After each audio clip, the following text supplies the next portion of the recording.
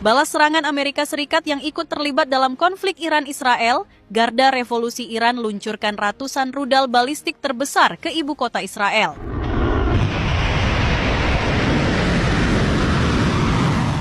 Pada pukul 2.30 dini hari waktu setempat, dunia dikejutkan oleh serangan balasan Iran yang paling mengerikan sepanjang sejarah. Iran melepaskan rudal balistik terbesar ke arah wilayah Israel sebagai aksi pembalasan atas serangan besar-besaran yang dilakukan Amerika Serikat terhadap 3 fasilitas nuklir strategis Iran. Militer Amerika Serikat menyerang 3 lokasi di Iran pada Minggu 22 Juni 2025 dini hari yang menandai Amerika melibatkan diri dalam upaya Israel untuk menghentikan program nuklir Iran. Para pengamat militer timur tengah mengatakan, Amerika akhirnya turun tangan langsung, membuktikan bahwa konflik ini sudah melampaui batas-batas regional. Dan benar saja, Iran yang sejak dari awal menolak berdamai dengan Amerika dan Israel membalas serangan tersebut dengan serangan yang sangat mematikan ke wilayah Israel. Tak tanggung-tanggung, 2 rentetan serangan berat yang terdiri dari rudal Khorramshahr dan rudal Rahbar yang diluncurkan Iran sebagian besar jatuh di Tel Aviv, tengah dan utara. Puluhan bangunan rusak termasuk apartemen dan kantor-kantor pemerintahan Israel serta ratusan orang jadi korban. Ledakan menggelegar memecah keheningan malam, membuat suasana kota Tel Aviv semakin mencekam. Sementara itu, menanggapi serangan balasan Iran yang semakin ganas, pemerintah Amerika Serikat mulai melakukan evakuasi terhadap warga negaranya dari Israel. Langkah ini diumumkan langsung oleh Duta Besar Amerika Serikat untuk Israel, Mike Huckabee, pada Senin, 23 Juni 2025. Huckabee menyatakan bahwa pihaknya kini membantu evakuasi bagi warga negara Amerika yang berada di Israel atau tepi barat. Ia mengimbau mereka untuk segera mengisi formulir pendaftaran evakuasi dan tidak menunda kepulangan. Kami menyarankan semua warga Amerika yang masih berada di Israel untuk segera mengambil langkah pulang, baik dengan bantuan pemerintah maupun secara mandiri, ujar seorang pejabat Departemen Luar Negeri Amerika Serikat. Kami pikir seluruh wilayah Israel sudah tidak aman bagi warga Amerika, imbuhnya. Sementara itu, pakar militer kenamaan Afshon Ostofar memperingatkan bahwa Iran tidak akan menyerah begitu saja dalam konflik bersenjata yang kian memanas dengan Israel. Bahkan, menurut Ostofar, Teheran justru bisa memperpanjang konflik ini untuk membuatnya semakin merugikan bagi Israel. Satu hal yang dapat mereka lakukan adalah bertahan dan membuat konflik ini jauh lebih merugikan bagi Israel, ungkap Ostofar tegas. Menurutnya, dari perspektif Iran, tak ada lagi yang harus ditakutkan atau dipertahankan, karena kerusakan besar sudah terjadi. Ostofar menyebutkan program nuklir Iran telah dihancurkan, sementara jaringan proksi Iran seperti Hamas di Gaza, Hizbullah di Lebanon, dan Houthi di Yaman telah dilemahkan oleh serangan Israel selama beberapa tahun terakhir. Namun, Iran belum kehabisan opsi. Daya ungkit terakhir mereka mungkin adalah memperpanjang perang. Semakin lama Israel terus mengebom Iran, maka Iran pun bisa terus mengebom Israel, ujarnya. Pernyataan ini sejalan dengan strategi bertahan yang disebut-sebut tengah disusun Iran, yakni mengubah fokus dari kuantitas ke serangan presisi mematikan. Lebih mengejutkan lagi, seorang pejabat senior Iran menolak klaim Israel bahwa Teheran telah kehabisan stok rudal. Alih-alih melemah, Iran disebut telah mengubah taktik rudalnya dari sekadar peluncuran massal menjadi serangan rudal presisi berteknologi tinggi terhadap pusat-pusat militer Israel. Rudal-rudal tersebut dikatakan berhasil menembus jaringan pertahanan paling canggih di dunia, menghantam target yang telah ditentukan secara tepat dan mematikan.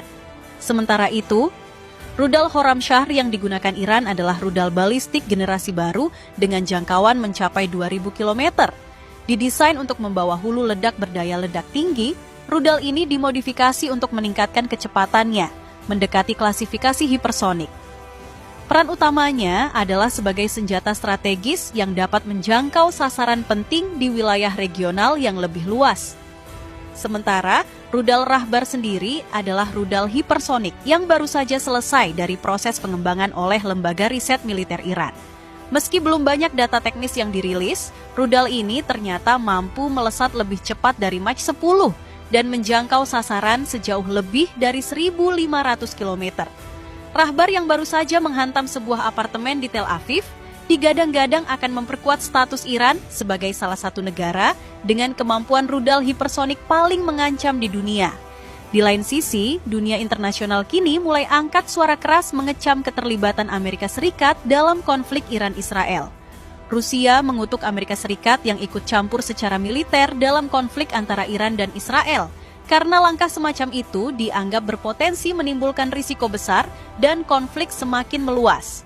Yang lebih mengejutkan, sebanyak 60% warga Amerika Serikat ternyata menolak campur tangan negara itu dalam konflik antara Israel dan Iran.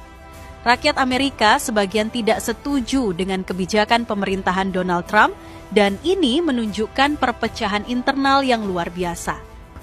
Berdasarkan kabar yang beredar, ribuan warga Amerika turun ke jalan menolak intervensi militer Trump dalam konflik Israel-Iran, tapi yang bikin hati teriris adalah alasan sebenarnya di balik protes ini. Yakni warga Amerika sekarang lagi ngalamin krisis ekonomi terparah dalam 1 dekade terakhir.